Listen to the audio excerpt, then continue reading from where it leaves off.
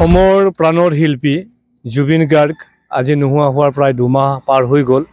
গতিকে জুবিন গাৰ্গৰ যি হত্যাকাণ্ডৰ লগত যিটো ন্যায় প্ৰক্ৰিয়াৰ কাম অসম চৰকাৰে যি তৎপৰতাৰে আৰম্ভ কৰিছে বা ন্যায়পালিকাই যি তৎপৰতাৰে আৰম্ভ কৰিছে তেওঁলোকক আমি ধন্যবাদ জনাইছোঁ। আৰু ন্যায়পালিকাৰ ওপৰত আমাৰ বিশ্বাস আছে, আস্থা আছে।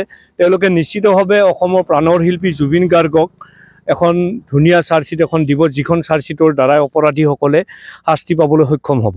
আৰু ভগৱানৰ ওপৰত বিশ্বাস ৰাখিছোঁ যাতে জুবিন গাৰ্গে ন্যায় পায় আৰু এখন ধুনীয়া চাৰ্জশ্বিট তৈয়াৰ হৈ যিসকল অপৰাধী আছে সেই অপৰাধীসকলে যাতে শাস্তি পায় তাৰ কাৰণে আমি ভগৱানৰ ওচৰত প্ৰাৰ্থনা জনাইছোঁ। আপোনালোক যিহেতু স্থানীয় লোক, এটা অভিযোগ আহি আছে যে শ্যামকানু মহন্ত, সিদ্ধাৰ্থ শৰ্মা যি 5গৰাকী অভিযুক্ত এই জিলা কাৰাগাৰত ৰখা হৈছে, তাত VIP আতিথ্য দিয়া বুলি এটা অভিযোগ আছে, কি ক'ব?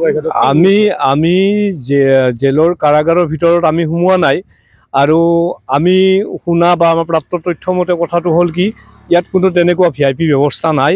আৰু জেলখন যেতিয়া বনাই আছিলে তেতিয়া আমি ইয়াৰ ভিতৰৰ গোটেইখিনি আমি চাইছিলোঁ, জেল উদ্বোধন নোহোৱাতে তেনেকুৱা কোনো ব্যৱস্থা নাই। আমি শুনিছোঁ ইয়াত তেওঁলোকে মজিয়াতে শুই আছে, একোখন কম্বল লৈ শুই আছে।